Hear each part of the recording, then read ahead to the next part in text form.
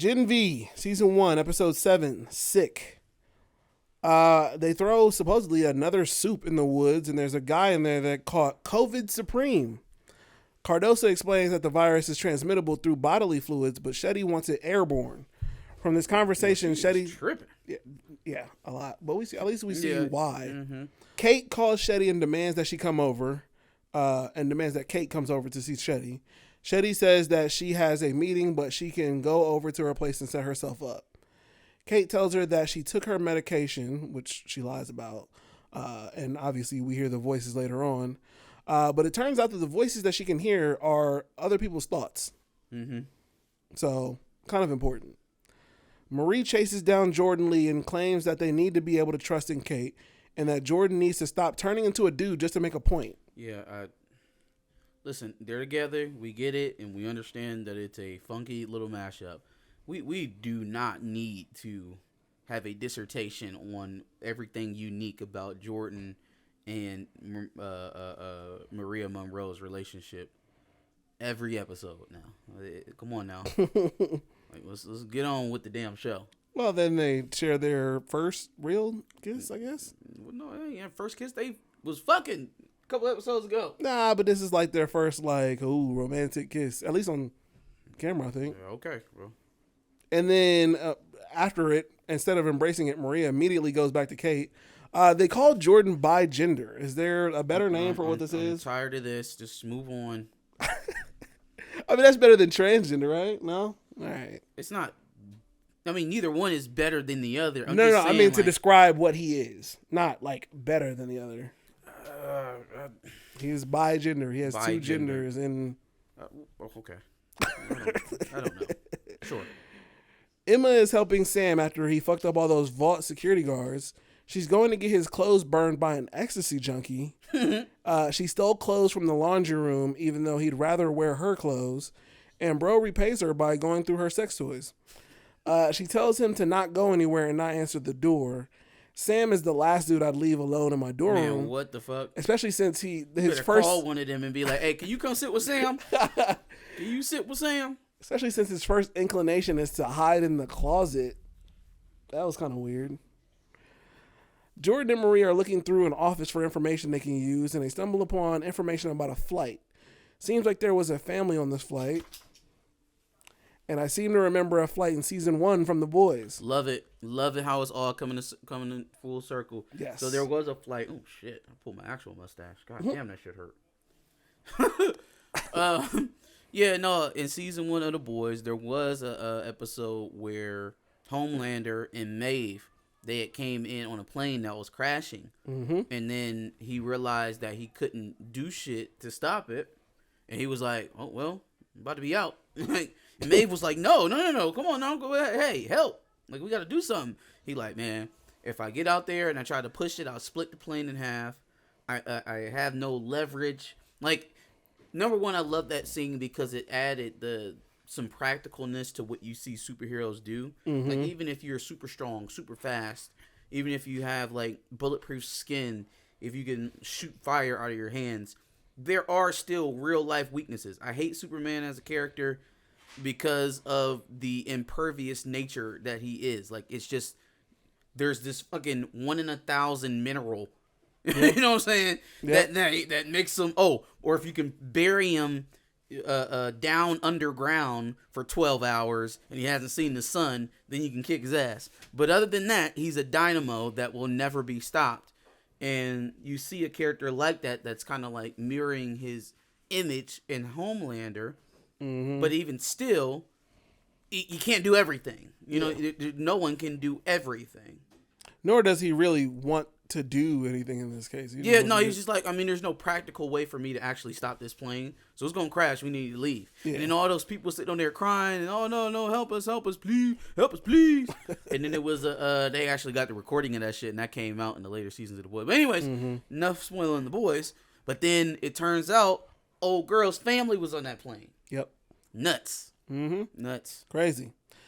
Cardoso walks in drunk and starts talking too much to absolutely no one about the plans that she has.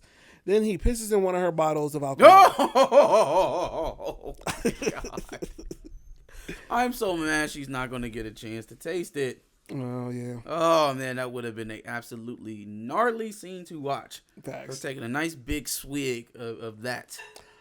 Lord have mercy. I forgot I was going to start this review off by saying I keep forgetting every episode to mention that Brink, the guy in the show, is Mr. Krabs. You know that? No, I did know that. I could just keep forgetting to bring it up on here.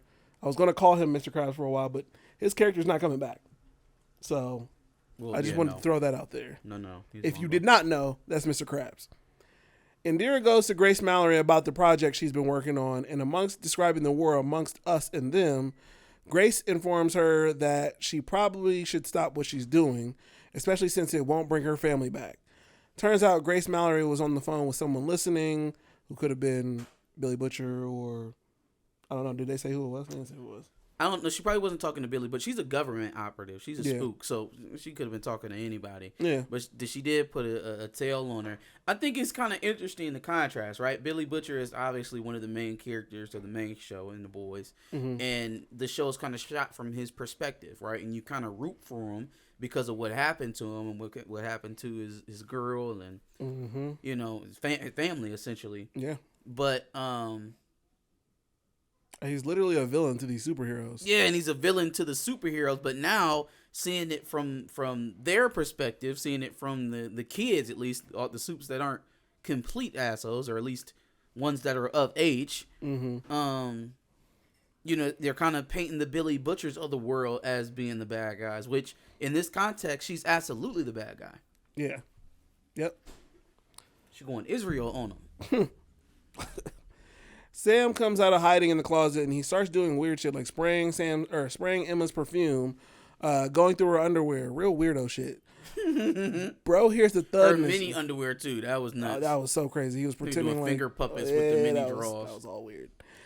Wait, hold on. Now you said the Whataburger was right around the corner, man. This nigga had time to put on a whole puppet show. Where are you at? Bro hears the thud and a scream and thinks it's Emma, so he goes outside to check on it, which was what he was told not to do. And upon realizing what's going on, he engages with the party outside, including drinking and sledding down the hall. The dude who was mind wiped to hit himself in the nuts with a bat in an earlier episode lies and tells Sam that Emma is at the party that they're about to go to. Where is his penis? Why isn't he in the hospital? Wait, that's not the one who That's the his same exploded. dude. Yeah, is it? The dude that told him like Emma's at the party that we're going to. That's the same guy. But I remember this guy as somebody told him to hit himself in his penis with a bat. I don't know if that's. I feel the like dude. Kate did That's that. the dude. That's the mental dude. That's the dude that was with Marie. I'll have to check on that. Same guy. Exploded penis. Why is he still just walking around? Andre's dad is moderating the NEUMAN event, and supposedly Andre and his dad haven't talked in quite a while. Bro is clearly upset that Kate can hear what he's got going on in his head, as anybody would. Andre's dad then starts seizing up right on live TV, Crazy and bad as things starts hell. happening. So I was wondering what his father's powers were. It's the same thing, isn't But it? it's the same thing. Yeah, well, we see now. Yeah. Oh, yeah. Emma returns to the room and realizes that obviously Sam isn't there.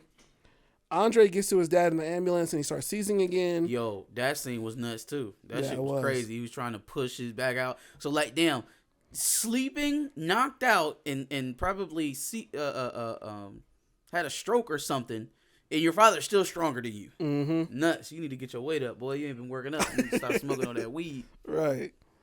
Apparently, homeboy took Sam to the town hall and said Emma said she'd be meeting up with them.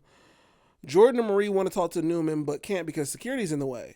Jordan starts the distraction by punching homegirl that exposed Emma in the jaw and knocking it out of place, which was wild. Homegirl looked like Quagmire for a second. Yeah, that shit was crazy.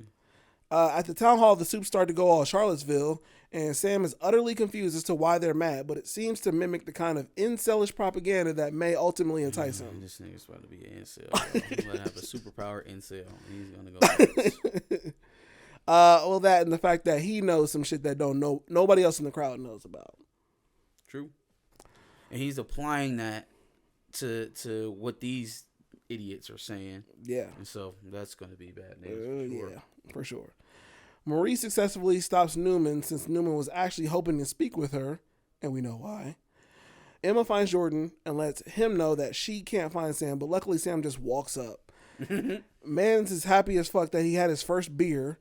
Problem is, Sam hasn't had a lot of time to just enjoy himself and have fun. So True. That's also kind of playing into all this. Shetty walks in and Kate is sitting in the dark. She eventually notices that Kate doesn't have her gloves on.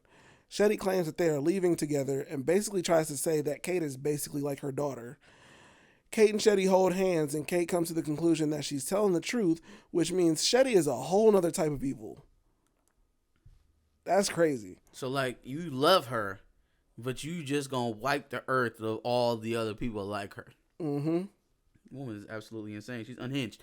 I didn't really know, or I don't know what I thought her motivations were, but far down the list was absolutely unhinged. Right? Like Billy Butcher style. Mm-hmm. Like, I thought she might have been working for somebody. Like, I don't know. I don't know who I thought she might have been working for, but yeah. Like, oh, the dude, Giancarlo. Mm-hmm. Maybe she was working for him because, you know, Homelander got him locked up or whatever, and now he needs to find a way to kind of kill Homelander. But then when she started talking all that shit, like, yeah, make it airborne. And it was like, man, it's going to spread like wildfire. She's like, define wildfire. I'm like, okay, she's just nuts. Yeah, she's crazy. Not to mention, infections, diseases mutate. So yeah, the strain you put out might not affect humans, but you just release that shit into the fucking air. Yeah, we all gonna have COVID, Supreme. It's going to. COVID Supreme is nasty. Marie finds out that Newman is a soup and that she works with blood the exact same way. I forgot that everybody didn't know that. I forgot that everybody didn't know that she was a soup. She's the like pro soup politician, yeah. But no one knows that she is actually a soup. Yep. Because when that whole head exploding shit was going on, she was doing that shit from long distance, mm-hmm. a long way. Now I'm telling y'all, well, I was right about the benefactor. Yes. Yep. But also keep an eye on her, man, because if anything, if you learned anything by the end of this episode about her, is that she will show you something in one hand and have a knife in the other. Mm-hmm. So her whole thing about, yeah, I thought I was the only one, and knowing exactly how her powers work, it just hit me watching this episode that they have the same power. Yeah. Like, it is essentially the same. Marie could do what she does. Yep. She's just not as good with her powers yet. Mm-hmm. It's pretty dope. It's pretty dope how they've connected this lineage, right, from the head of Vought down to Newman and now through Marie, right? Like, this is pretty nice. Agreed. Unfortunately, once Marie spills all the info about the Woods out to her, Homegirl says you need to put on your best code switching and become the first black woman in the setting. Kate texts everyone to come to Shetty's. Andre is apologizing to his dad, who is unconscious, and when he gets Kate's text, he stays with his dad. Everyone else shows up. Kate gets Shetty to tell the truth to everyone about Godolkin, and they piece together what's going on in the woods and Shetty's reasoning for trying to kill them all with a virus. Once everything is explained, Kate has Shetty off herself. Unfortunately, Crazy. Very crazy. Unfortunately, Kate stops Marie from saving Shetty, and her death is so similar to Marie's mom dying, meaning she has to live it all over again. That was pretty fucked. Very much so. Marie asks Kate if she knows what she's done, and Sam answers justice. No, it was justice, but y'all didn't even need to do that shit. Y'all didn't need to do it because it was over with. Like, another thing that they got or stuck out to me about this episode is how, like, young people will, even in situations that are serious, they will still find a way to make it more serious than what it actually is. And so they got the little piece of information. They thought they knew something. And turns out the big bad virus that she's going to release on the world is barely contagious. And the amount of it is minuscule. They have like a targeted vial in a box that he hands to Newman by the end of the episode. Like, that's it. They weren't mass producing this shit. They were probably years away from doing that. Mm-hmm. But, yeah, no. That's craziness. They just did that shit for no reason, essentially. Some get back, but yeah. Other than that. Speaking of which, Cardosa meets up with Newman and has a huge vat of the virus.